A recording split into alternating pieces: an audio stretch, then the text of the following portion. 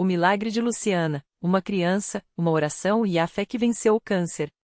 Luciana tinha apenas 7 anos quando os médicos disseram que ela não viveria mais do que alguns meses.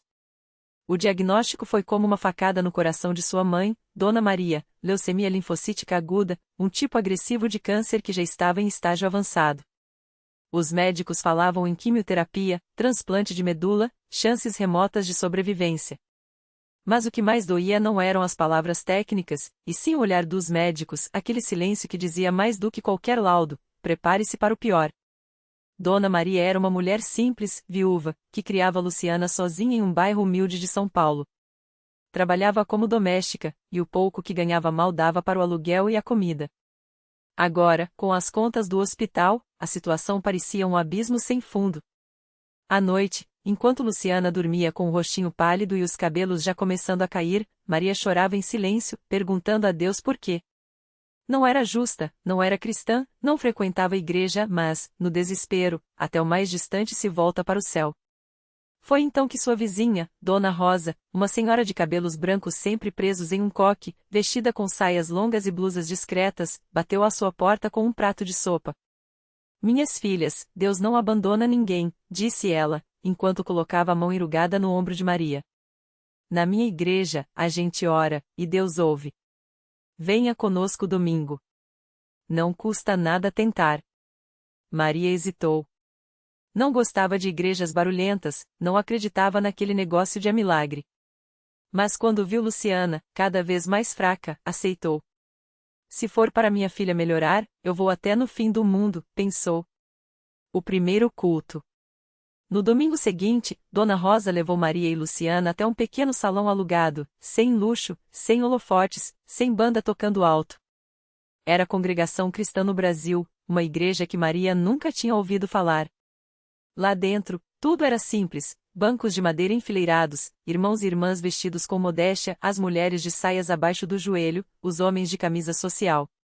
Não havia instrumentos, apenas vozes unidas cantando hinos que falavam de fé, de esperança, de um Deus que ouve o clamor dos aflitos. Asterisco Jesus, meu Salvador, a ti venho buscar. Dá-me forças, Senhor, para eu não desanimar, asterisco. Luciana, mesmo fraca, olhou ao redor com olhos curiosos. Nunca tinha visto tanta gente cantando sem microfone, sem palmas, sem show. Era tudo tão sincero. Quando o ancião, um homem de voz serena e postura humilde, subiu para dirigir a reunião, Maria sentiu algo diferente. Não eram promessas vazias, não eram gritos. Era uma paz que ela não entendia, mas que a fazia respirar mais leve. No final do culto, o ancião pediu: se alguém aqui tem um fardo, uma dor, venha à frente que vamos orar. Dona Rosa segurou a mão de Maria e a levou até o altar. Com Luciana nos braços, Maria ajoelhou-se. Não sabia orar direito, então só chorou. Mas os irmãos e irmãs se aproximaram, colocaram as mãos sobre elas e começaram a clamar a Deus em voz baixa, mas firme. Senhor, tem misericórdia desta criança. Tu és o Deus que sara, que ressuscita, que faz o impossível. Fortalece a fé desta mãe. Em nome de Jesus, amém. Maria não entrou ali crente. Mas saiu com uma pequena chama acesa no coração. A fé que cresceu no sofrimento. Nos dias seguintes, as quimioterapias continuaram. Luciana perdia peso, vomitava, e as noites eram de choro e febre. Mas toda semana, Dona Rosa voltava com um convite: vem, Maria. Deus não desistiu de vocês. E Maria ia. Não porque acreditava, mas porque não tinha mais ninguém. Até que um domingo, depois da Santa Ceia, aquele momento sagrado em que os irmãos partilhavam o pão e o vinho em memória de Cristo, o ancião chamou os enfermos para uma oração especial. Maria levou Luciana, que mal conseguia ficar de pé. Quando o ancião impôs as mãos sobre a cabeça da menina, ele não gritou, não fez espetáculo. Só disse, com uma certeza que veio do fundo da alma: Filha, Jesus já te curou. Levanta e anda. Luciana não sarou na hora. Não pulou, não correu. Mas algo mudou. Naquela noite, pela primeira vez em semanas, ela dormiu sem febre. No dia seguinte, os exames mostraram uma melhora inexplicável. Os médicos franziram a testa. Isso não é comum, disseram. Mas vamos continuar o tratamento. Maria, porém, já sabia. Não era medicina. Era Deus. O milagre que ninguém podia explicar. 3 meses depois, Luciana voltou ao hospital para mais um check-up. Desta vez, o médico entrou na sala com um sorriso que não era de pena, mas de espanto. Não há mais sinal da doença, disse ele, mostrando os exames. É como se ela nunca tivesse tido leucemia. Maria caiu de joelhos ali mesmo, no corredor do hospital. Não eram lágrimas de alívio. Eram lágrimas de gratidão. Porque ela sabia que aquele milagre não era obra do acaso. Era obra de um Deus que ouve o clamor dos humildes, que se importa com a dor de uma mãe, que usa uma igreja simples, sem alarde, para fazer o impossível. Quando voltaram à congregação no domingo seguinte, foi Luciana quem pediu para dar o testemunho. Com sua vozinha fina, mas firme, ela subiu de pé, como era o costume na CCB, e disse: Eu estava doente, mas Jesus me curou. Os médicos não entendiam, mas Deus sim. Obrigada, irmãos, por orarem por mim. Não houve aplausos. Não houve show. Só lágrimas nos olhos dos irmãos, e um coro de glória a Deus sussurrado com reverência. Batismo nas águas, um novo começo. Pouco tempo depois, Luciana e Dona Maria foram batizadas nas águas, como manda a doutrina da CCB. Foi um dia de alegria pura. Luciana, agora com os cabelos crescendo de novo, vestida com um vestido branco simples, foi mergulhada nas águas pelo ancião, em nome do Pai, do Filho e do Espírito Santo. Quando saiu da água, sua mãe a abraçou forte e sussurrou: Agora nós somos dele, minha filha. Para sempre. A lição que ficou. Anos se passaram. Luciana cresceu, saudável, cheia de vida. Maria continuou na igreja, não por obrigação, mas por amor. Aprendeu que a fé não é sobre milagres espetaculares, mas sobre confiar mesmo quando tudo parece perdido. Que Deus não escolhe igrejas grandes ou famosas para operar, Ele escolhe corações humildes, pessoas que oram sem esperar nada em troca, que cantam sem instrumentos porque a verdadeira música vem da alma. E toda vez que Luciana olha para trás, ela lembra daqueles dias difíceis, daqueles irmãos que oraram por ela sem nem mesmo conhecê-la direito, daqueles hinos cantados em voz baixa, mas com uma fé que movia montanhas. Porque na congregação cristã no Brasil, não há espaço para fama, para ostentação, para falsas promessas. Há espaço para Deus. E quando Deus age, até os médicos se calam, e até os incrédulos se ajoelham. Bendito seja o Senhor, que ouve a voz do meu rogo. Salmos 28:6. Luciana voltou ao mesmo hospital onde os médicos haviam desistido dela. Desta vez, não era para mais um exame ou uma notícia ruim. Era para mostrar o que o Senhor havia feito. Os mesmos profissionais que antes balançavam a cabeça com pena agora olhavam com os olhos arregalados. Os exames não mentiam, não havia mais vestígios da doença. O tumor que deveria tê-la levado em meses havia desaparecido como se nunca tivesse existido. Um dos médicos, um homem sério que sempre falava com frieza técnica, segurou seus exames e perguntou, baixinho, como se temesse a resposta: O que você fez? Luciana não hesitou. Não fui eu. Foi Deus. E não foi em qualquer lugar, foi na congregação cristã. O médico não disse mais nada, mas ela viu algo brilhar em seus olhos, algo que não era apenas curiosidade médica. Naquele mesmo dia, ao sair do hospital, Luciana sentiu um chamado no coração. Não era só gratidão, era algo maior. Ela entrou na igreja mais próxima da CCB, não a sua, mas uma pequena congregação em um bairro simples. Lá dentro, poucos irmãos, alguns idosos, crianças correndo nos bancos de madeira. Ninguém a conhecia, ninguém sabia sua história. Mas quando ela se ajoelhou no chão de cimento, entre aquelas pessoas simples, sentiu a mesma presença que a havia sustentado nos dias mais escuros. Uma irmã de cabelo branco, mãos marcadas pelo trabalho, se aproximou e colocou a mão em seu ombro. Filha, você parece que carrega uma alegria diferente hoje. Luciana sorriu através das lágrimas. É porque eu vim devolver o que Deus me deu. E ali, entre hinos sem acompanhamento de instrumentos, entre orações sinceras de quem não tinha nada a esconder, ela entrou para a obra do Senhor. Não como alguém que recebeu um milagre, mas como alguém disposta a ser instrumento para que outros também crescem. Os anos passaram, e Luciana se tornou uma daquelas irmãs que chegam cedo para limpar a igreja, que visitam os doentes sem esperar reconhecimento, que oram pelos nomes escritos em pedacinhos de papel deixados no altar. Ela nunca contou sua história para chamar atenção, afinal, na CCB, o importante não é quem faz, mas aquele por quem se faz. Mas de vez em quando uma irmã nova chegava desanimada, com o coração partido por alguma prova, Luciana se aproximava e dizia, bem baixo, eu já estive onde você está. Mas se você confiar, vai ver que Deus não desampara os seus. E assim, o milagre de Luciana não terminou no dia em que foi curada. Ele continuou cada vez que uma mãe orou por seu filho doente com mais fé, cada vez que um irmão desanimado voltou a cantar os hinos com convicção, cada vez que um médico, anos depois, entrou silencioso em uma congregação da CCB, só para ver com seus próprios olhos o que não conseguia explicar com a ciência. Porque milagre verdadeiro não é só o que muda o corpo. É o que transforma a alma. É o que faz um coração que já esteve vazio se encher de um amor tão grande que só quer repartir. E na congregação cristã no Brasil, isso não é exceção.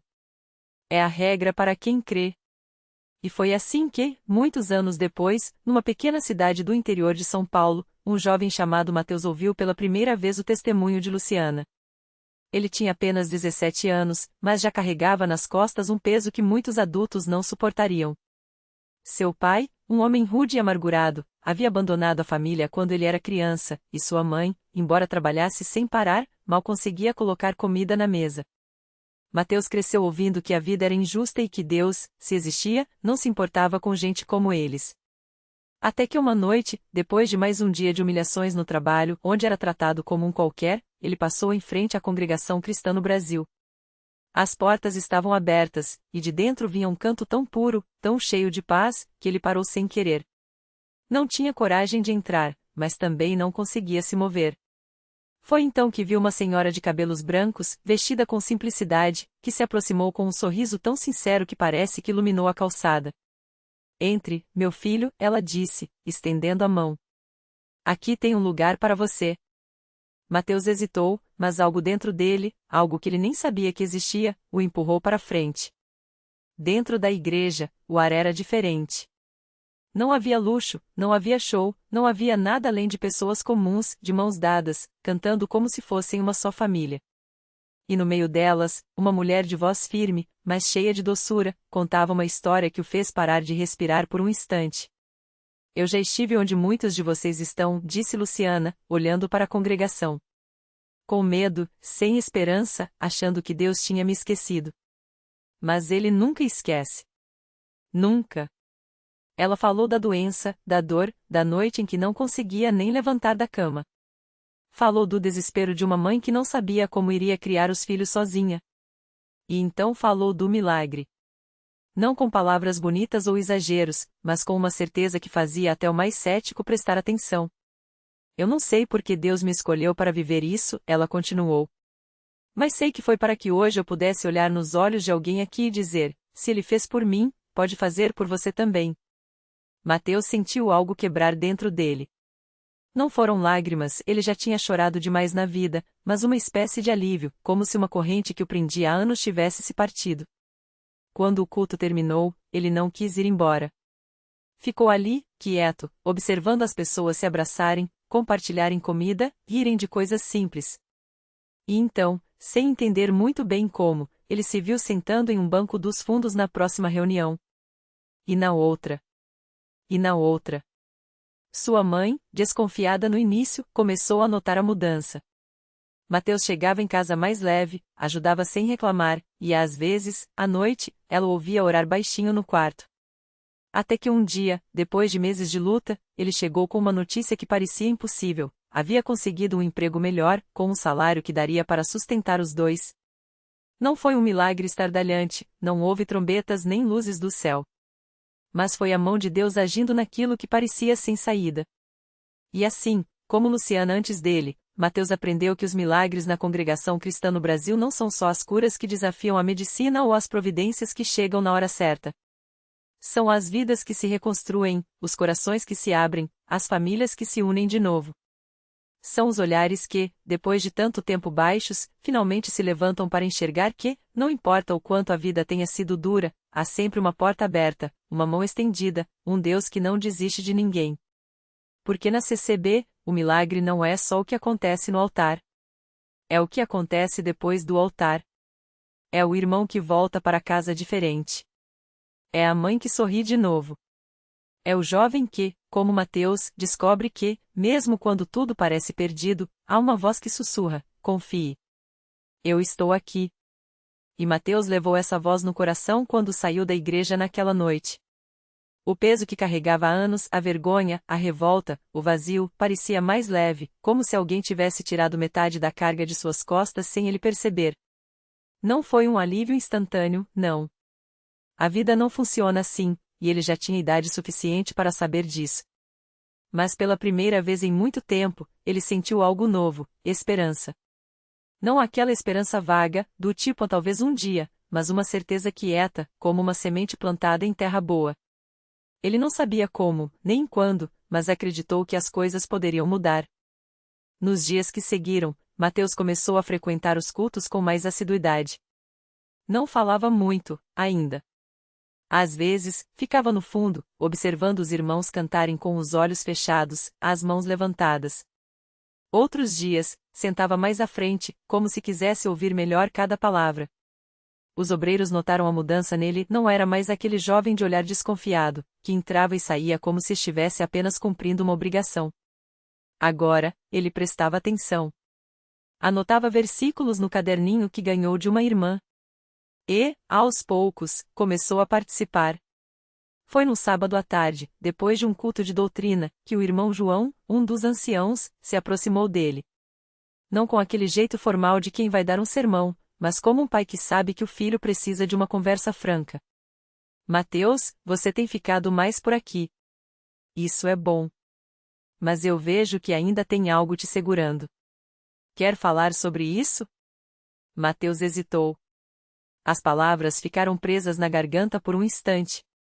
Ele poderia mentir, dizer que estava tudo bem, como fazia antes.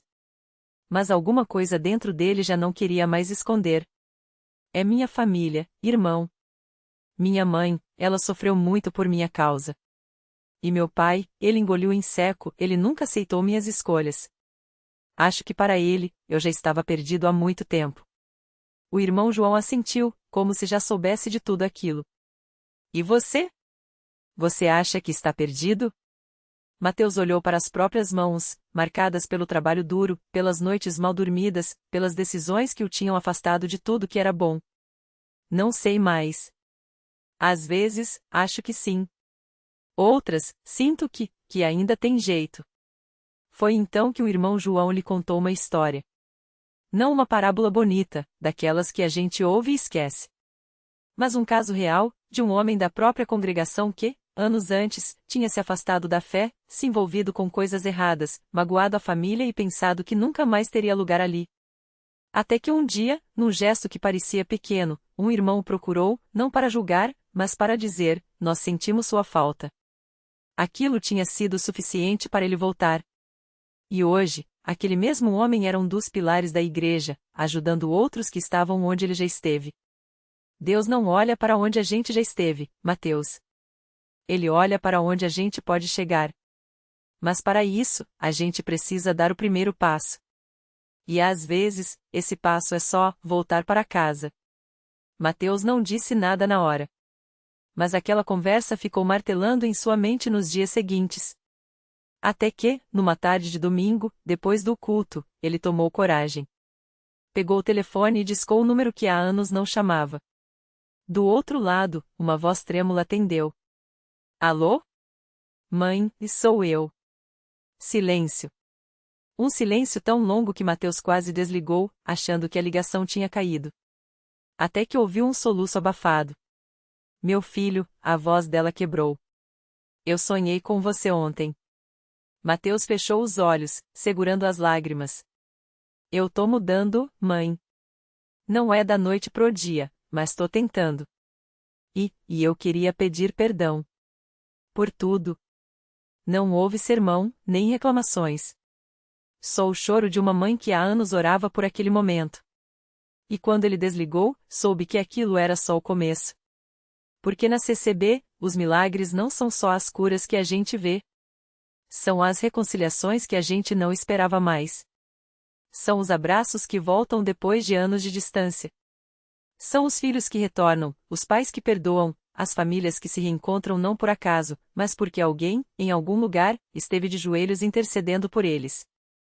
E Mateus estava descobrindo que, às vezes, o maior milagre não é o que acontece conosco, mas o que acontece através de nós. Porque quando uma vida é transformada, ela se torna um farol para outras que ainda estão no escuro. E assim, sem perceber, ele estava se tornando parte de uma corrente de bênçãos que não começara com ele, mas que, pela graça de Deus, não terminaria nele. O milagre que não acaba. Mateus não imaginava que aquele telefonema mudaria tudo. Dias depois, enquanto caminhava pela igreja, viu uma figura familiar à porta, seu pai, envelhecido, os olhos úmidos, as mãos trêmulas segurando um chapéu gasto. Não trocaram palavras a princípio. Só um abraço longo, daquele que carrega anos de saudade e arrependimento. Filho, eu voltei, sussurrou o velho, e Mateus soube que aquelas duas palavras eram a resposta a noites inteiras de oração suas e de muitos outros que, sem sequer conhecê-lo, haviam clamado por sua família. O milagre não foi apenas o reencontro. Foi ver seu pai, outrora amargurado, agora sentado nos bancos da CCB, chorando enquanto o pastor falava de perdão. Foi ver sua mãe, que há anos guardava fotos amareladas, finalmente sorrir sem sombra de dor. Foi perceber que, sem planejar, ele próprio havia se tornado um elo, sua fé, antes frágil, agora era o farol que guiava os seus de volta para casa. Anos depois, ao batizar seu primeiro filho nas mesmas águas onde reencontrou a esperança, Mateus entendeu: o maior milagre não é o que recebemos, mas o que somos capazes de dar quando deixamos Deus agir através de nós. A corrente de bênçãos que o alcançara não parara neles. Seus filhos, seus amigos, até desconhecidos que ouviam sua história, eram agora parte dela. Porque na CCB, como na vida, os milagres são sementes, plantados no silêncio da oração, brotam no tempo certo, e seus frutos alimentam gerações. Lição que ficou: nunca subestime o poder de uma vida rendida. Você pode ser a resposta à oração de alguém mesmo sem saber. E assim, entre lágrimas e risos, Mateus aprendeu que a graça não é um ponto final, mas um convite: venha, e veja o que farei através de você.